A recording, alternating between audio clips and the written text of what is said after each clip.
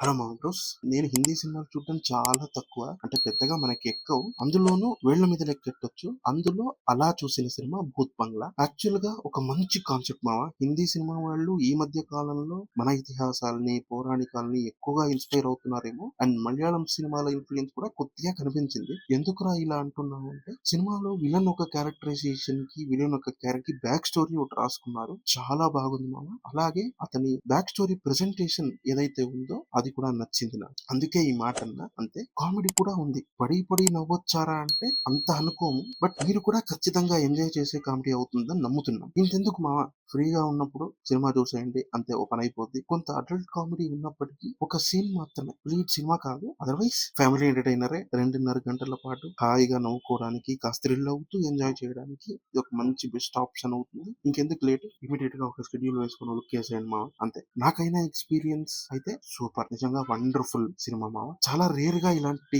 Feeling ఇస్తుంటుంది Hindi cinema నాకు. అలా ఈ సినిమా చూసినప్పుడు చాలా హై ఫీల్ అయ్యాను. మెయిన్లీ వాళ్ళ విలన్ బ్యాక్ స్టోరీని, క్యారెక్టరైజేషన్ ని డీల్ చేసిన విధానానికి ఆమె బిగ్ ఫ్యాన్ మామ. అండ్ అలాగే మీరు కూడా చూడండి. చూసాక మీ ఒపీనియన్స్ ఎలా ఉండిందో కింద కమెంట్ సెక్షన్ లో తెలియజేయండి మామ. అలాగేనా, ఉంటా మరి. ఇంకో మంచి సినిమా ఎక్స్పీరియన్స్ తో మిమ్మల్ని కలుస్తా.